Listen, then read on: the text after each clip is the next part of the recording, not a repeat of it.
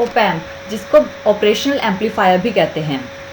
Op amp की 2 inputs होती हैं और 1 आउटपुट होती है।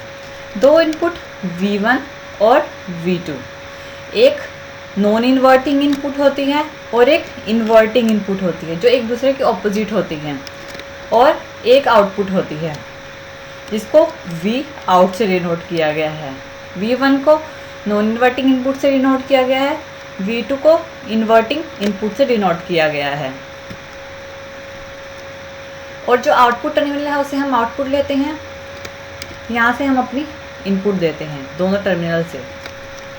जो हमारी V1 है उसको पॉजिटिव से पॉजिटिव साइन से डिनोट करते हैं, और जो दूसरी इनपुट है उसको नेगेटिव साइन से डिनोट करते हैं। ये दोनों साइन प्लस साइन शो करता है नॉन इन्वर्टिंग इनपुट को, और नेगेटिव यानी माइनस साइन शो करता है इन्वर्टिंग इनपुट को। अगर V1 से यानी कि नॉन इन्वर्टिंग इनपुट से अगर इनपुट सिग्नल दे रहे हैं तो जो आउटपुट आएगी वो नॉन इन्वर्टिंग में ही आएगी, लेकिन एम्पलीफाई होके आएगी। जो आउटपुट होता है वो प्रोपोर्शनल होता है इनपुट के, और जो V इनपुट होती है वो डिफरेंस क्रिएट बताती है V2 और V1 का। जो हम दोनों में इनपुट देते हैं वो V2 माइनस V1 पे जो इनपुट आएगी, इनका डिफरेंस पे जो इनपुट आएगी वो एम्पलीफायर में जाएगी और एम्पलीफाई होके हमारे आउटपुट टर्मिनल पे आएगी। इसलिए हम कह सकते हैं कि जो आउटपुट टर्मिनल में जो आउटपुट आती है वो डायरेक्टली प्रोपोर्शनल होती है इनपुट के। लेकिन एक चीज़ क्लियर कर दें कि जो प्लस और माइनस साइन है, इसका ये मतलब नहीं है कि वोल्टेज जो V1 और V2 है वो पॉजिटिव और नेगेटिव ही रिप्रेजेंट करेगी।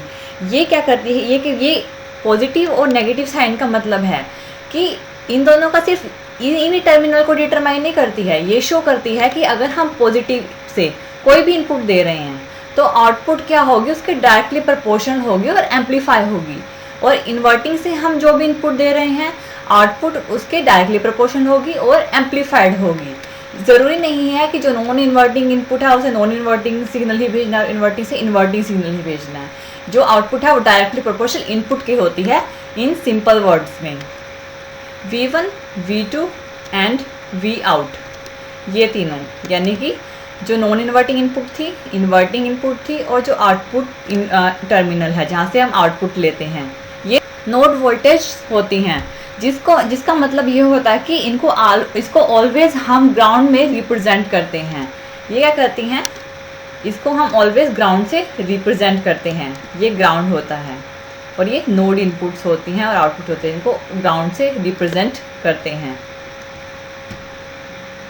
जो ओप एम्प इनपुट होती है वो सिंगल एंडेड और डबल एंडेड दोनों हो सकती हैं, यानी कि जो हम इनपुट सेंड कर रहे हैं वो 1 टर्मिनल से या दोनों टर्मिनल से सेंड कर सकते हैं। ज़रूरी नहीं है कि हमें दोनों से एक साथ करना है, इसके लिए 1 टर्मिनल का भी यूज़ कर सकते हैं और दोनों टर्मिनल्स का भी यूज़ कर सकते हैं। और जो आउटपुट आएगी वो सिंगल एंडेड या डबल एंडेड ही होगी, यानी कि अगर हम दोनों टर्मिनल से इनपुट दे रहे हैं तो उनके डिफरेंस पे इनपुट जाएगी और उसके अकॉर्डिंग आउटपुट आएगी। मोस्टली इसको 2 इनपुट टर्मिनल्स की सप्लाई करने के लिए ही यूज़ किया जाता है और 1 आउटपुट टर्मिनल जिसे हम आउटपुट लेते हैं। यह है हमारा ऑपरेशन एम्पलीफायर जनरल इंट्रोडक्शन। इसकी पावर सप्लाई के बारे में जानकारी के लिए सब्सक्राइब कीजिए power supply requirement of op amp.